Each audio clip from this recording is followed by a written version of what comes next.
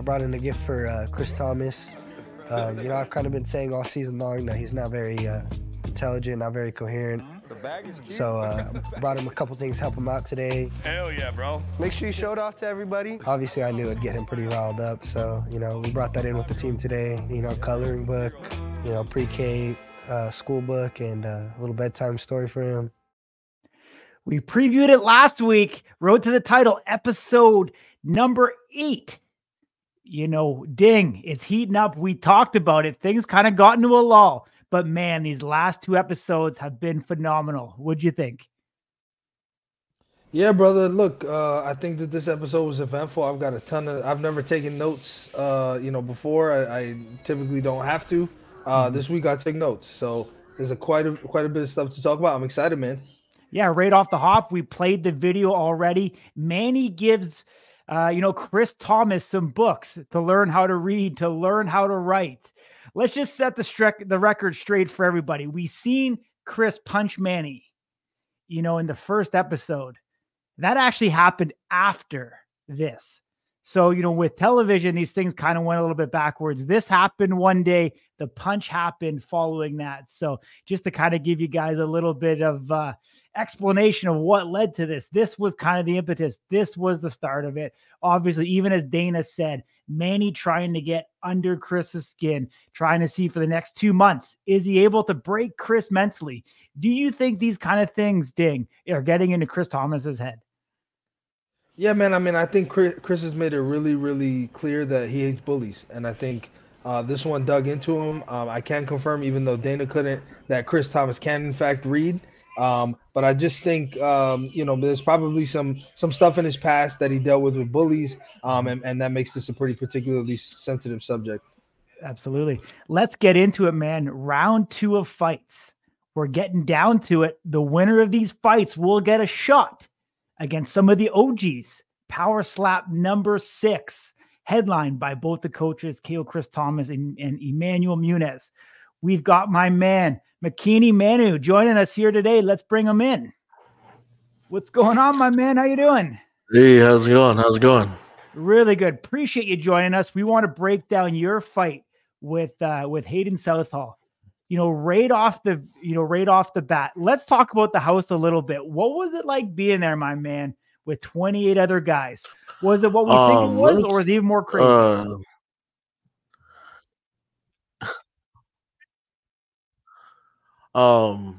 Sure. I think it was the first week is what you thought of, but once the second round of guys came in, that's when they started getting crazy. Yeah, those guys were just excited to be there, and they got pretty wild in the house. But yeah, it was kind of, honestly, I was like, man, I can't wait to get done with my second fight and go home. Yeah. Too many dudes here. I mean, you seem to be, more of a, I'll say a fatherly figure. You seem to be much more, calm, cool, collected. Is some of that from being a professional, in football, or like what kind of gave you that mentality going into this? Honestly, it's just, football is a good thing. Well, good background on that. And having when I started out in the pros, it was tough, but there was always a vet that took me in and taught me the ropes of how this game works. Now I kind of put Power Slap as the same thing, it's sports entertainment. So I've already been in it, and, I've done pro wrestling as well. Even being around pro wrestling, that right there, learning from there. The person I trained with the most is Rikishi. I don't know if you guys know who he is, WWE Hall of Famer. But he just taught me, the whole point of entertainment is getting ass to seats. And so you're not trying to, a lot of people think too much about it. They think like, oh, I need to do so great. Yeah, you got to do great, but at the same time, you got to be entertaining.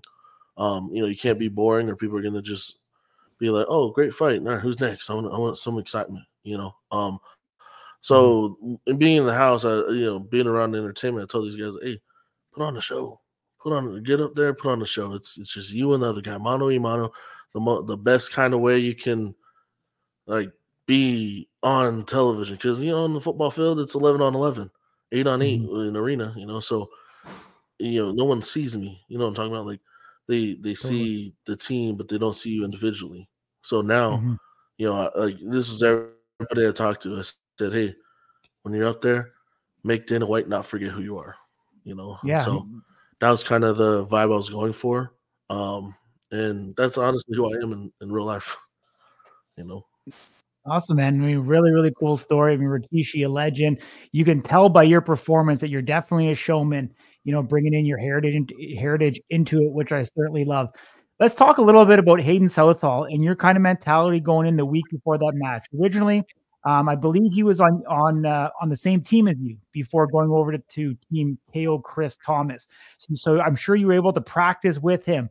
What did you see in his game? And I mean, you even got to sumo wrestle with him before going in. So let's talk about the psyche, what you thought about his game, how you prepared yourself. One thing that I felt like I had over a lot of my opponents, or just people who getting future might be matched up with in the future, is competing my whole life. And getting over the mental part of it, because that's honestly the hardest part of all sports and your performance is when you think too much, you don't do too well.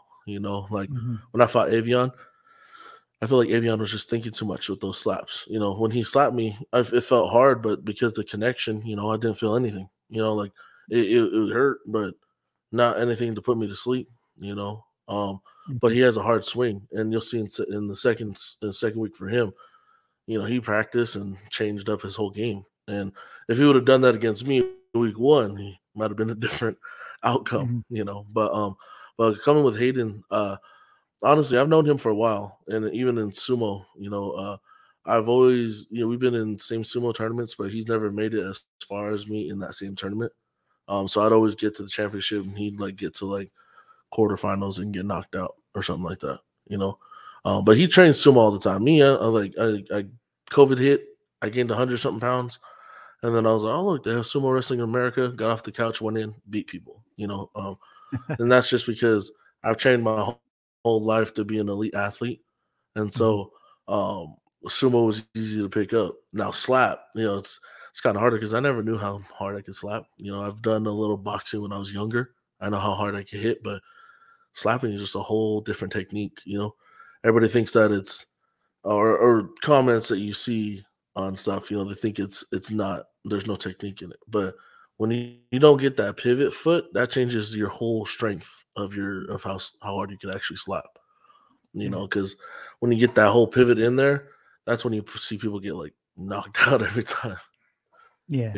But for Hayden, honestly, I've always never seen him as a equal, which sounds bad, but I've never been intimidated about him. So when it came to fighting him, it actually, I was like, thank you, Dana, for giving me an easy trip to Power Slap 6. That was my mindset on that one. Awesome, man. Sounds douchey, but at the end of the day,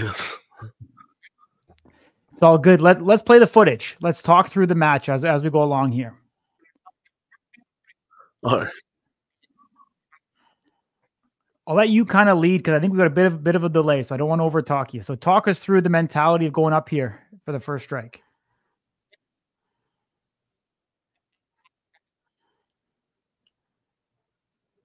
All right.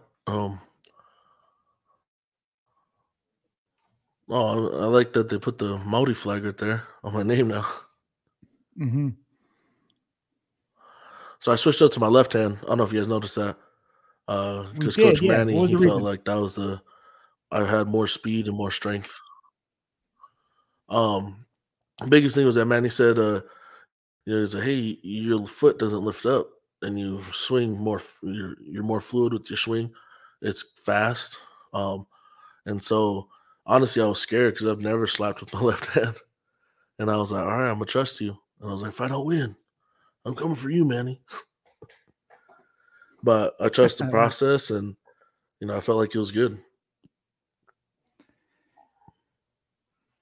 So that first strike, you really did a large amount of damage there. Even watching it now, it was a lot faster than my first hit. Yeah. And actually after this, if I'm not mistaken, I'm pretty sure I heard him say after this slap that he was done, like on the stage. And then but Chris was like, "No, you can knock him out on this next slap." Yeah, I think that's what he told him. But then, and then he came back out, and I was like, "All right, you better hit me as hard as you can, because if not, I'm putting you to sleep second round." So you knew after the first that he wasn't getting out of the second. Honestly, his hit like felt. Oh yeah, I already knew, because when he came up, he had tears coming out of his eye. So right here, like I see tears trickling down his cheek.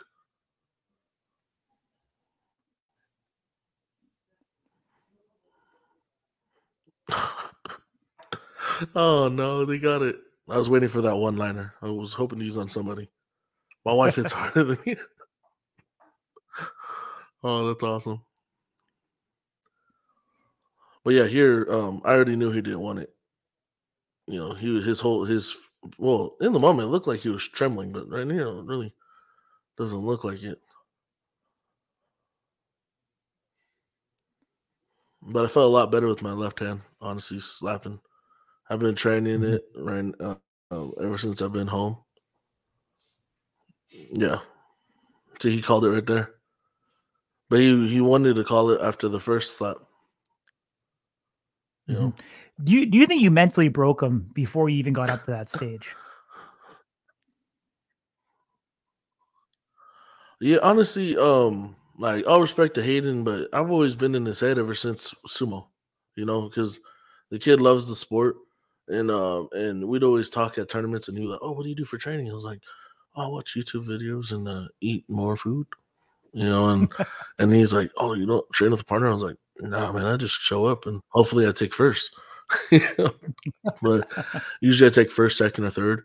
And just that already, like I think that crushes spirits. Like, damn, this kid doesn't even have to train, or this man doesn't even have to train for sumo, and honestly, that's like his. When we were in the house, man, if you guys could get the recording of what he said, all he was talking about to everybody was sumo, and everybody was like, "Cool, man, yeah, go talk to Mackie. He knows sumo."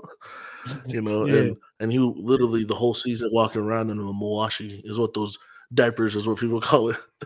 They're called mawashis, but that's what he was walking around in the whole season, and like you'll see there'll be a fight. I don't know if they show my episode, but there's a fight where he's cooking the steak in his mawashi and a fight breaks out and blood gets all over him from the fight. And, it's hilarious, man. Like and then he's just like, and he's just moving the steak so the blood doesn't get inside his mawashi. He's moving the steak and then he still eats the steak. I think he got some blood in it too. And he's like, "Oh, well, it's I cooked it out, so it's good." Well, I think I was in his head already. Honestly, I think Micah helped out with that too. Well, because he was afraid of Micah. He thought he was going home first round. To be honest, he thought Micah was going to knock him out. But when he didn't, the whole week he was like, "I really thought I was gonna go to sleep by Micah." Like the whole time he said that every day. And we're like, "Oh, well, make you work this time." We didn't know who matchups were till the day before weigh-ins, but I kind of knew it was going to be him, And so, but no, with that, yeah, he was already afraid. But I'm ready for stuff like this. Been preparing my whole life. Well, first of all, congratulations, Maki. You becoming the first to make it past the 2 rounds and get your slot locked in for Power Slap 6. Great performances, obviously. I just wanted to ask a couple quick ones. Number one, you're a heavy guy, 421 pounds, I believe, if I remember correctly. You had a stepping foul in your first fight. In the second fight, you switched it up to the opposite, hand. And you looked incredible up there. You were able to keep your complete control of your body, keep yourself, feet planted. What do you attribute that to? Because I think that might actually be probably one of the most impressive coaching calls that I've ever seen, where somebody tells you to turn and switch, strategies, and it works out as well as it did for you. Well, honestly, thank you for all the compliments. But all of it, I honestly give it to Manny, because uh, I was scared. To be honest, like I'm confident with my right hand. I'm dominant right hand. But when he said that with the left hand, I was just like, hey man, I'm really uncomfortable with it. I don't know if I can do it. Like because I've never done stuff with. I always depend on my right. And so, but he said, hey, he's like, that I feel so much more power, and you're not fouling. And he's like, and then, but we looked and like my right hip is super tight, so every time I swing with my right, it's more likely for my right foot to lift up. But when I switched to that left, when I slapped Hayden, I felt like it didn't hurt at all. And I didn't feel any pain in the fluid or the motion. And I was like, dang, this feels extra smooth. So then that built my confidence for the next two slaps.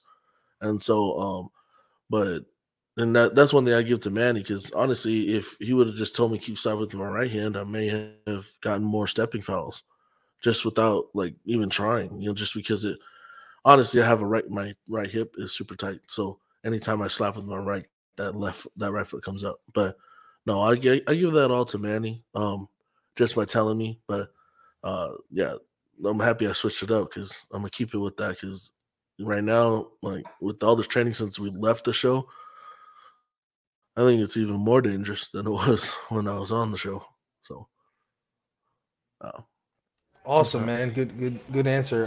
Second question: do you think that the call he had in the first for a flinch, which, to be honest, Mark Smith's a great referee, but I think that call might have been, any other referee, they probably would have missed that flinch.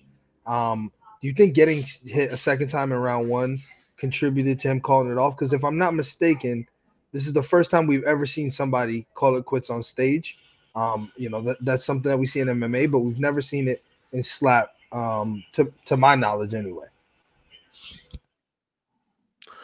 oh yeah, absolutely. That slap, that flinch call definitely ruined, or like I don't know if I would have called it a flinch, but that call like made it harder for Hayden, because after that first slap, they gave me the confidence in my left hand, and so that second slap that came through much harder and much more fluid. And then as soon as I slapped him and saw him stumble, I was like, oh, he's done. And then he made it.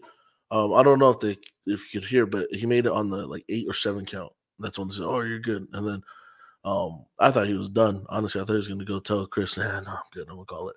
But he waited till the second round. But that second slap, or the third slap in the second round, I was like, all right, well, it's time to put him away.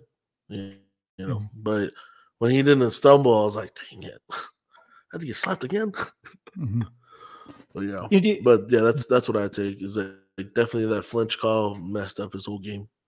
Do you give him any credit for calling it when he did? I mean, because he could have struck you back and then called it. Like, do you think that was the right thing to do? Yeah. I think for him, like I was hoping he would slap me one more time so that we get it evened out. I slapped him twice, he slapped me twice. But when he called it, I was like, oh, all right, cool. But I knew that if he would slap me again, I would have ate that too, because after his first slap, I don't know, you saw like that thing was softer than when he slapped Micah, So it was like, I don't know if it's because we're friends, or he knew like, he knew it wasn't going to be worth it. But like, honestly, I hope they show in the show, but I was calling him a Hayden Glassjaw Southall, the whole week when I found, or just actually the whole time I was there, just because it sounded funny. Mm-hmm. But he definitely, I was hoping for his slap back, but I was happy he did slap me once, because I was holding that one liner about my wife the whole time. I was like, someone's gonna slap me, and I was saying my wife slaps harder. And then they finally did it, and they put it in there, so I'm excited about that. Yeah. Awesome, man. I appreciate you joining me. Hopefully you'll join me for a future watch. We know you're going to be back for Power Slap number 6. So we're going to have more content coming from you. Appreciate you joining us, man, breaking down that fight. You're a bright prospect in the super heavyweight division. So all the very best. We'll catch up with you real soon.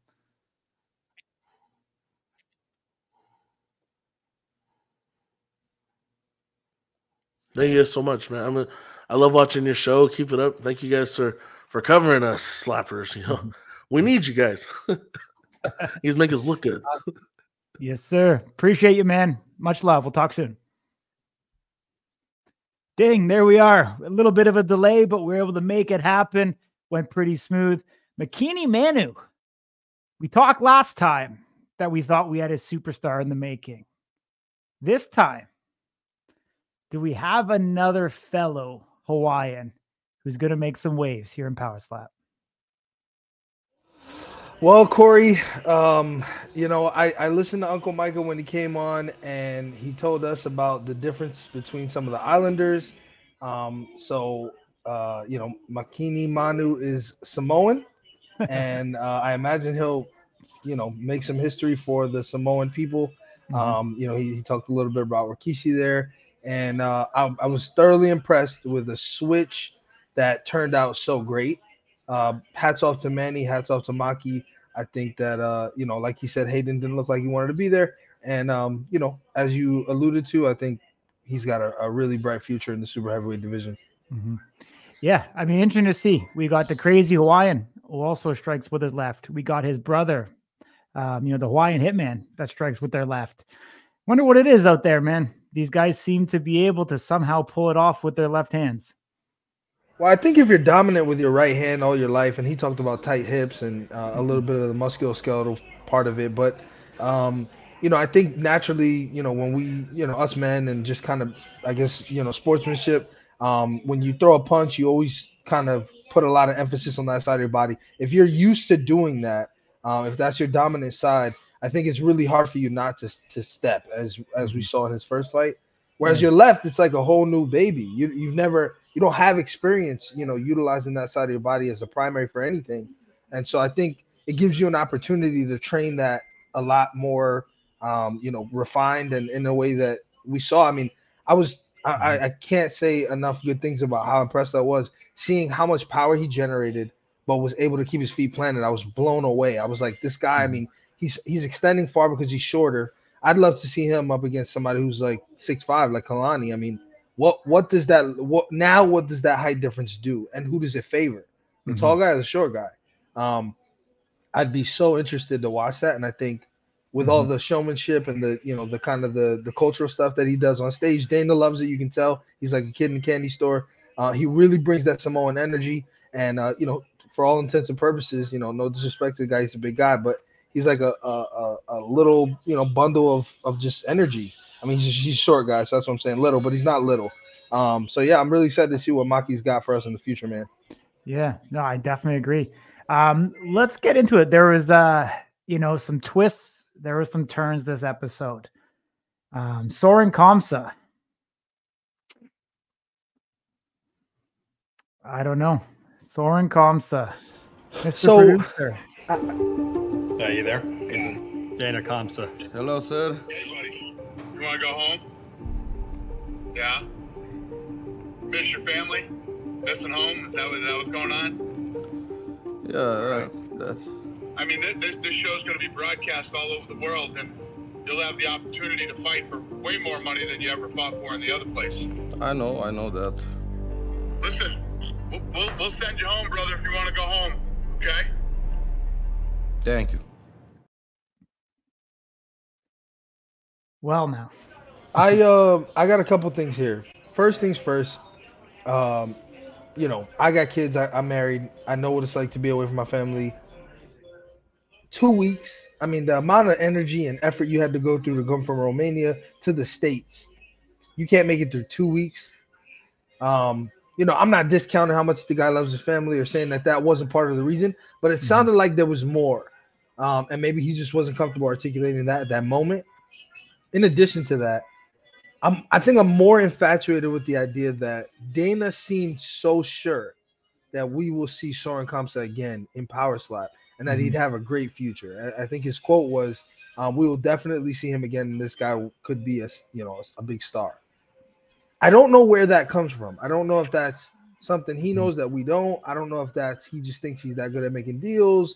I mean, I don't know. I don't know that's a really bold statement to make. And if it was anyone else who didn't have the history that Soren Kamsa has a slap, would that be the case for them too? Would they be welcomed back with open arms after quitting, mid-show, throwing a wrench in all their plans? Because like you said, now they've got a light heavyweight vacancy. Mm-hmm. Would that translate to,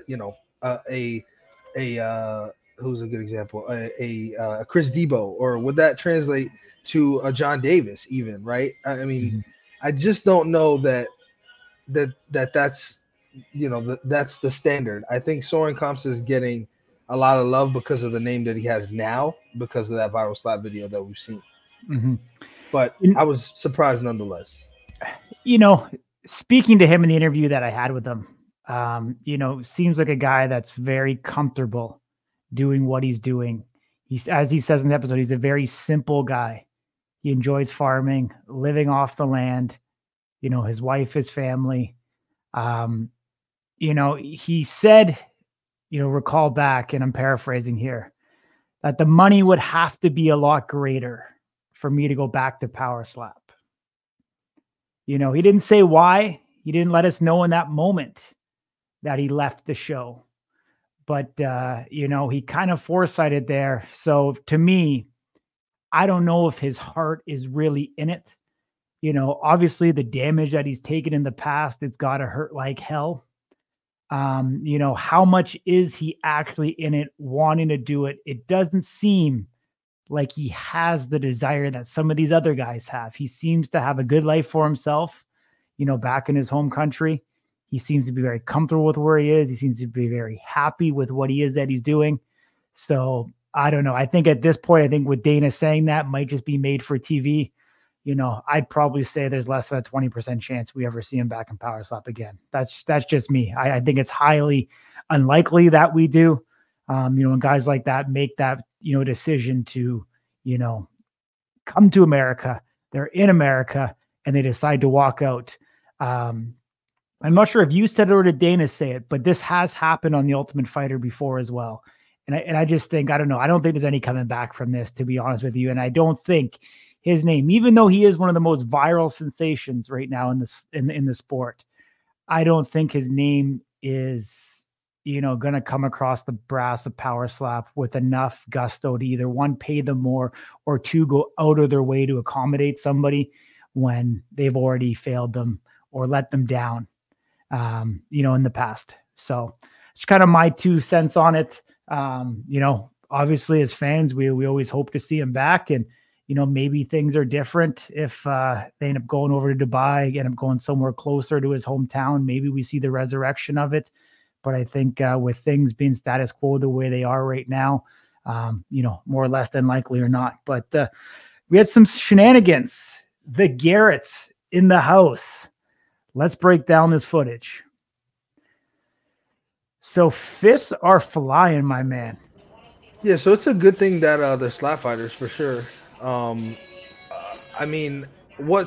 got me, and obviously this footage doesn't show it or you have any audio to it, but Slambo kept referring to Garrett G as the bad guy. No, I'm sorry. Garrett Blakesley as the bad guy. Garrett Grimes as the good guy. But we don't see any reason really why. If you just take the context of the footage as we saw it, Garrett Grimes appears to be the aggressor by far. He's just talking and talking and talking. But Slambo's commentary in the middle of that says that Garrett Blakesley was the one who wouldn't let it go and was following.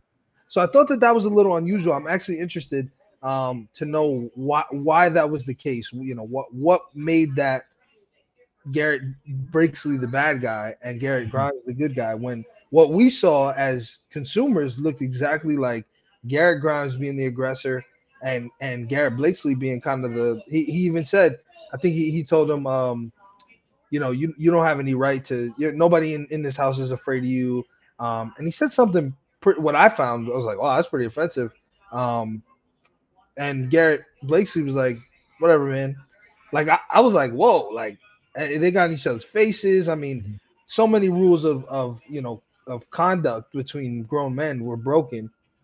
I was thoroughly surprised by how all that took place, and I don't think that the context matched what was being said. What we saw and what was being, the commentary from Slambo particularly didn't really align I didn't feel like Garrett Blakesley was aggressive in that situation at all, aside from being the person to throw the first punch. But I think he showed a lot of restraint before doing that.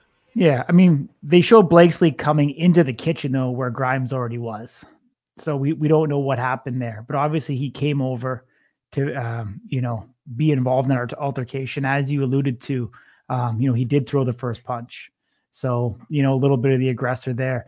And I thought it was actually interesting. It probably added some additional context from McKinney, is that's probably where the blood ended up in the steak of Hayden Southall as well, because we've seen him in his man diaper cooking by the stove. So kind of funny to bring some additional context into that. So it looks like Hayden Southall might have been the blood eater of Garrett Grimes in this. He's a cannibal. It's fine. Some of that blood actually looked pink, which I thought was unusual.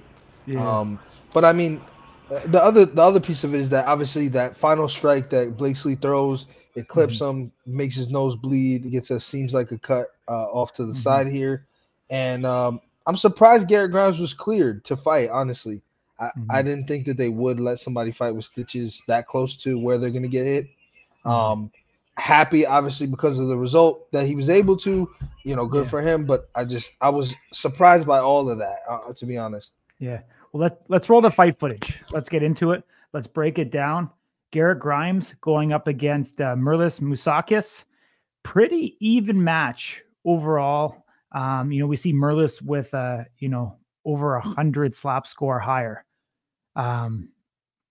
Both these guys, we thought very deserving to be here in the second round.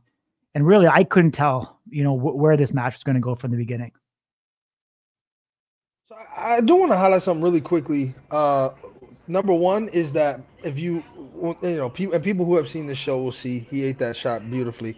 People who have seen the show will see that Chris had Merlis going through a pretty intense round of practicing on the dummy paddle, and he was just going over and over and over and over.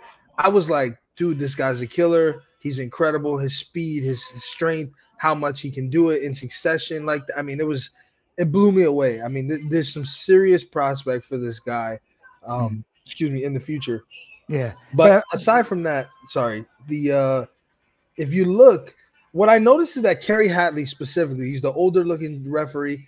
He makes them put their hips up against the podium. No other referee makes them do that. And I'm very curious. I actually need to go back and look at the rules and see if they talk about this. But he makes it a point to say your hips need to be up against the podium.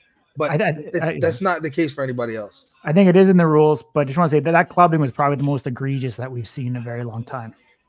Yeah, and then he said he hurt his arm. Go figure. Go figure. That was a clean strike. I liked it. It was high. I'm sorry. This is actually the one that I was surprised did not get called. Yeah. I was surprised that this didn't get called. And another thing is that Chris is, sort of contesting it, not really.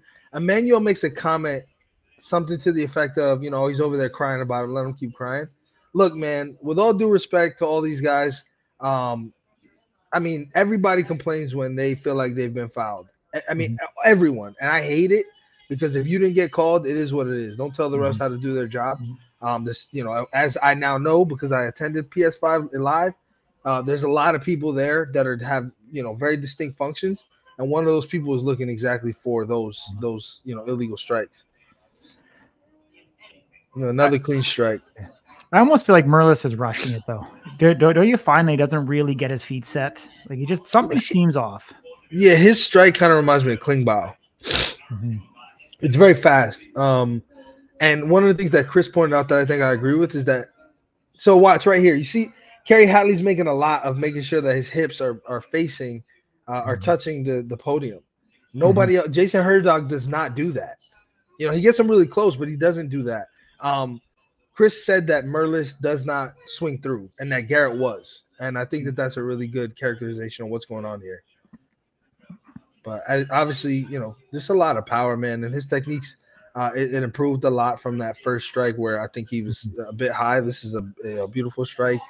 I think he definitely made some adjustments between that first strike and the the follow-on strikes. Mhm. This is where Chris is telling him that he's pushing through you, you're not pushing through him. And this goes back into what a lot of us talk about, a lot of strikers talk about with technique. There's a lot more technique to it than you know. Just slapping somebody on the surface level is totally different than swinging through them. Yeah.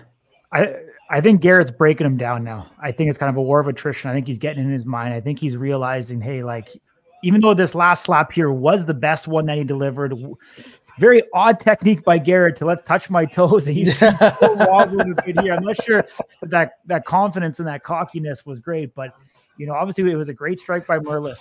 I almost feel like this was a war of attrition where Garrett kind of kept breaking him down. You kind of start to see some of that reservation. You start seeing it on Merlis's face here that, he may not want to be hit. A third time kind of coming up here. And, Garrett, just, he has to deliver a clean blow, with the clubbing foul in the first, and he probably takes this one home. So, I mean, I think it's interesting. And we've talked about this. There's, you get a foul in the 3-1 fight, it's a problem. Here, I had a problem.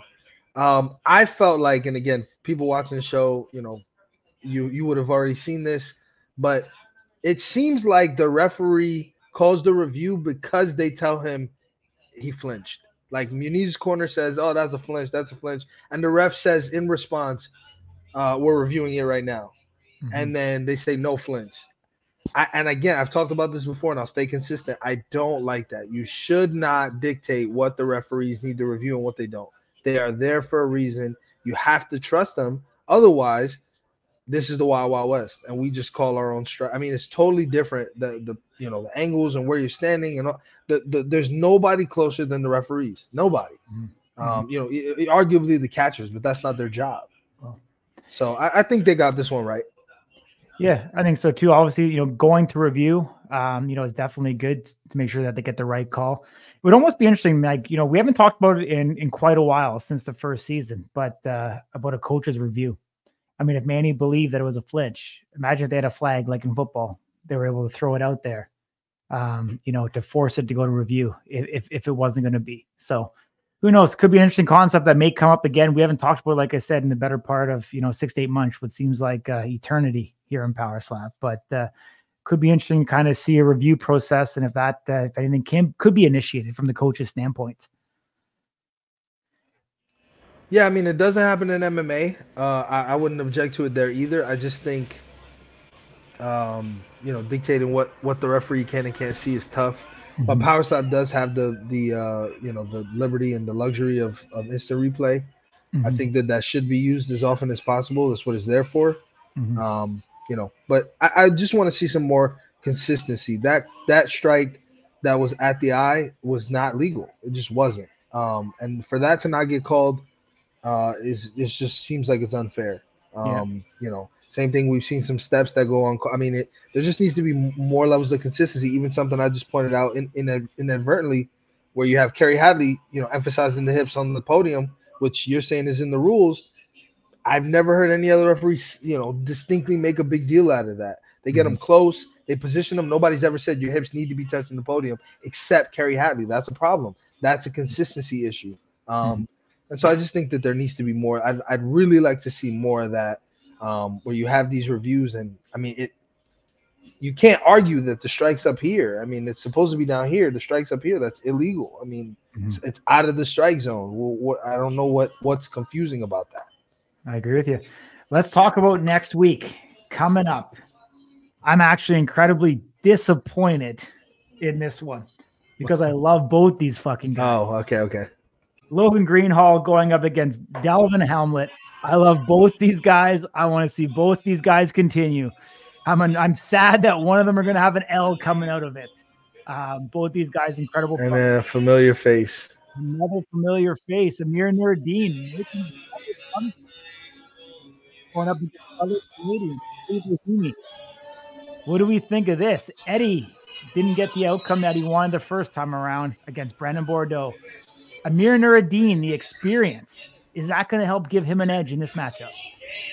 So I think a couple things. I don't want to in no particular order, but I want to go in the order that you said them. So Delvin Hamlet comes in at 214 pounds. Mm-hmm. I really think, and I mean, who knows what the outcome of this fight is, but I really think he benefit from just going down to light heavy. I mean, he's so close. I agree. 8 pounds. I mean, come on, man. It doesn't make sense fighting a guy who's 249. Mm-hmm. To me, it doesn't make sense. The other thing is, once again, the footage gives it away. This fight doesn't end. It's not one and done for either guy. Mm-hmm. They each get a strike. And from the second strike, if I'm not mistaken, it was the strike from Logan to Delvin. It was like up here. So it's like, we're watching the preview of a club. Mm-hmm. I want you to remember that for next week, so that if that's the case, you're like, damn, Ding, you got a good eye. Second part of your question, Amir, I don't know what Amir's doing back. I love Amir, no issue with him. I'm just saying there's a light heavyweight vacancy. Why is there middleweight coming back? Are they fighting at light heavyweight? Like, what's going on? I don't know why Amir's in the – I mean, who am I missing? Who's not cleared to compete in the middleweight division that made Amir have to come back? Mm-hmm. Or is there something we don't know? Right? Because Miles is disqualified. Yeah. And who's the other one that got knocked out but won? It wasn't a middleweight. There's no way. Yeah. It was sorry. Keep talking because I do I'm blanking on it too. Sean Kilmartin. So Sean Kilmartin is welterweight. Right? Because Kilmartin fought Slambo. He did fight Slambo, yeah. Yeah, so Slambo won. Slambo's a welterweight. So Kilmartin wasn't cleared. So that means it should be. Why is there a middleweight? I'm confused as why. It should be one because Brandon Bordeaux is at 185. So Amir's fighting at 185. So why is there? Where did the middleweight vacancy come from? That we needed a alternate or even to bring in a new guy. Yeah, because you're saying Kilmartin was at welter. Yeah, Kilmartin's not. No way Kilmartin's 85. He's too skinny. So we're looking 85. I don't know who's out. They brought Eddie back. They brought Eddie back. So they brought Eddie back, but Kilmartin's down. Well, actually, does I don't know. I think I asked. I don't know if we still have him up here or not. Shoot, I don't think we do. Unfortunately, I was going to see if we had the team lists after week 2. Still, actually, you know what? I think. Hold on. But yeah, I mean, definitely a good point. With Logan Greenhall being trained by Guerrilla Slap Systems, I think some of the experience and training could help him in this matchup. Obviously, there's an incredible weight differential between these guys. 30 plus pounds is definitely going to play into this. Way back, I had Logan Greenhall, for our stat hero, lock that you need to have. So I've got to ride him all the way to the bank. So I'm going to hang my hat on that. I'm not changing my mind. I still think Delvin Hamlet, bright prospect, like you said, needs to drop down to light heavyweight. But so I'm going to go with Logan on that. Amir coming back. Eddie Brahimi, we've seen him. I don't think we've seen the best of him yet. I've got Eddie on that all day. I would never go against America for Canada. I'm going for it here. His performance against Brandon Bordeaux was impressive. I don't see how you vote against a guy like that. And I can confirm based on the team list I have here, Team KO Chris, Sean Kilmartin is in fact on this list. He's right over here, and he's listed as welterweight. Okay. So I'm confused. Looking at the teams though, who could bring Eddie back have made a mismatch? Could that have happened? Or is there anyone else that you see in but Eddie's is welterweight. Oh, he's a welter. Yeah. So you have Eddie at middle. Eddie Brahimir is at middleweight. John Anderson is at middleweight. Merlis is at middleweight. Brandon Bordeaux is at middleweight. That's it. Garrett Grimes, but he got a bye. Maybe that's it. But who did Garrett just fight? Garrett just fought on this episode. He fought Merlis. No, so yeah, maybe that's it. That might actually be it. Let me count this. Brahimir. No, John Anderson is out because he lost. Mhm. So you have Brahimir. Debo's out, but he's welterweight. Sorry, scratch that. So Brahimir, and you have Merlis, who just lost. Brandon.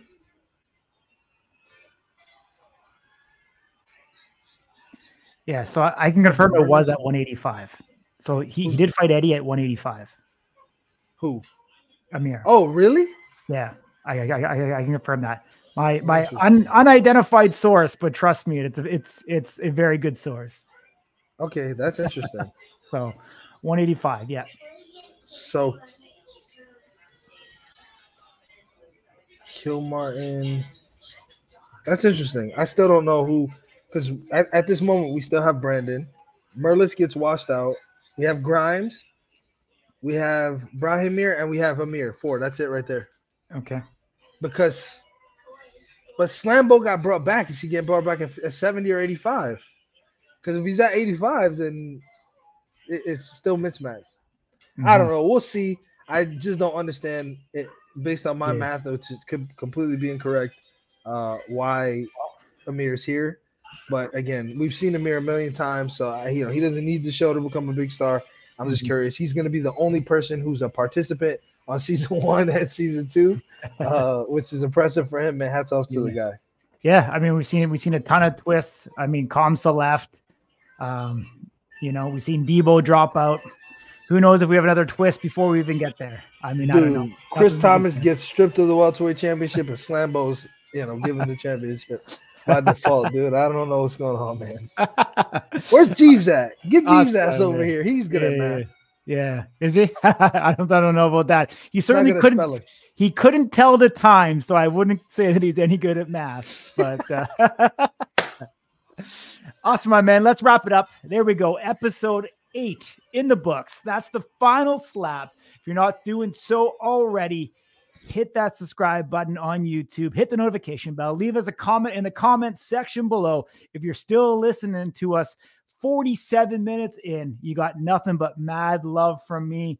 Appreciate you all. We'll be back week after week. Stay tuned Friday. We've got some exclusive interviews coming up for you guys. We're going to be breaking down some fight analysis and getting into Future Watch, getting to know these guys outside, off the stage, behind, in their personal lives. Looking forward to it. Much love, guys. To next week. That is the final slap.